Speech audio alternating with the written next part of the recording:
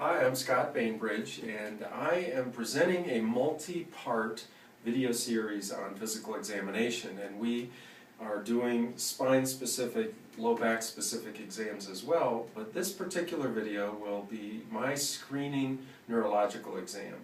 And so I have already spoken with the patient, observed their cognition, speech patterns, affect, etc., and I'm going to get into the remainder of the neurological exam, which I'll start with reflexes. Obviously, I'll do both sides in a normal exam. I'll focus on one side for the purposes of demonstration and to move the video along. And we'll start with biceps reflex. I tense the tendon and obtain that reflex. So C5-6 reflex, brachioradialis, more C6, triceps, C7. They're often mixed a little bit, 6 and 8 in there. And I'll work down patellar reflex, L2, 3, 4, probably more 3, 4. Achilles, primarily 1, maybe some adjacent roots as well. Then I'll do plantar response, looking for that Babinski response. Hers is normal. Check clonus with an abrupt pull-up of the foot. And I'm looking for 1 or 2 beats is normal. You get into the 4 to 6 or sustained category, then that's abnormal. Then I come back up and I'll do Hoffman's. And I flick the fingernail of the 3rd digit. I'm looking for a grasping. If that happens once or twice but extinguishes, that's fine. If it continues, that's abnormal. We'll do sensory testing. I use a pinwheel and ask for any abnormalities. Does it feel dull, hypersensitive? Are there changes side to side? C5 kind of down in this Belize patch or lower area. Up in here we have some C3, 4, it depends on who you read. C4 may be further out, a little mixture, 3 and 4 in here. We'll go down to the dorsum of the hand towards the thumb side, radial side. This is a C6 and 7 crossover. I'll go to the palmar aspect, and this is also radial sensory distally. Median nerve, C6, 6, 7 crossover, 3rd digit, C7. 4th digit is interesting, a little median on this side, ulnar on this side. We get into this 5th digit, C8, ulnar nerve. You can try to do some T1 testing up in here, and we'll go down to the lower extremity.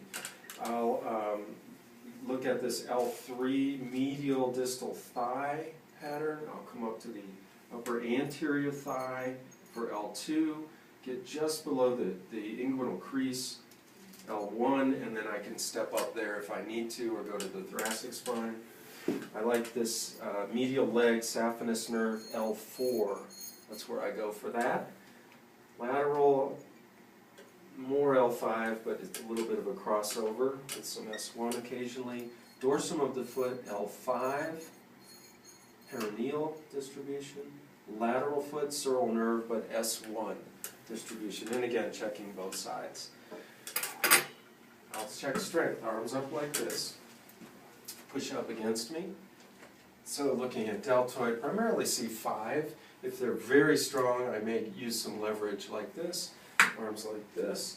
Bicep, 5 and 6, pull against me. Push out. This is tricep, primarily 7. Bring the wrists back towards you. So look at the back of your wrists and pull back and lock that wrist. And go ahead and lock and resist me. Primarily C6, fingers straight out, lift up with the fingers, C7, and spread your fingers apart. And these were radial nerve. This is more primarily an ulnar nerve function. Go ahead and spread apart against me. Very good. Squeeze my fingers. Squeeze, squeeze, squeeze. Primarily C8. Hold your thumb right there. I'm going to come at your thumb. You hold it steady. Don't let me move it. Adductor pollicis brevis. Median nerve C8T1. This is also C8T1. We'll go to hip flexors. Hip flexors L2, 3, primarily. Lift that knee against me. This can be weak even with cervical myelopathy sometimes. This is one of the initial weak areas to show up. Push into my hand, extend that knee with the quads, femoral nerve L2, 3, 4. Pull back with those hamstrings, and that's a variety, L4, 5, S1, 2. Bring the feet up, pull up against me, and up and in, kind of a pattern like this, pull up and hold. Anterior tib, L4 and 5 mixture, bring the toes up and hold up, EHL, extensor hallucis longus, primarily L5, can be a little S1, feet up and out, ankle everters, S1 primarily, can be 5, a little S2, according to who you read. I'm going to have you stand and walk on your toes, looking at those gastrocs, largely an S1 function, and on your heels, and L4 and 5, looking for drop foot. L5 radiculopathies will show up as weakness with heel walking. I want you to walk normally but quickly to the corner, turn and walk back. And I'm often looking at gait, looking for spastic components, any other abnormalities of gait. The purpose of the quick turn is to see if there's any balance disturbance. Sometimes that's an early sign of myelopathy as well. Go ahead and face me with your heels together, arms in front. Close your eyes. With this finger, touch your nose.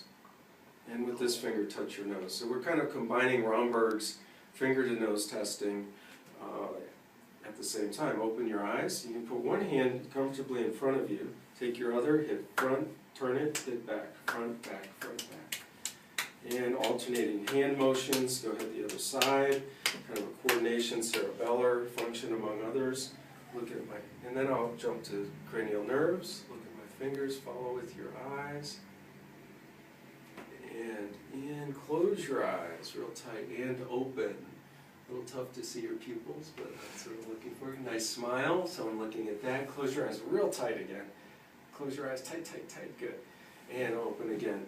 Stick your tongue out, back and forth, good. Can you hear this? Sound the same there. So these feel the same side to side. Push your chin against me. And here. All right. And then I'll get into other aspects of my musculoskeletal exam if indicated.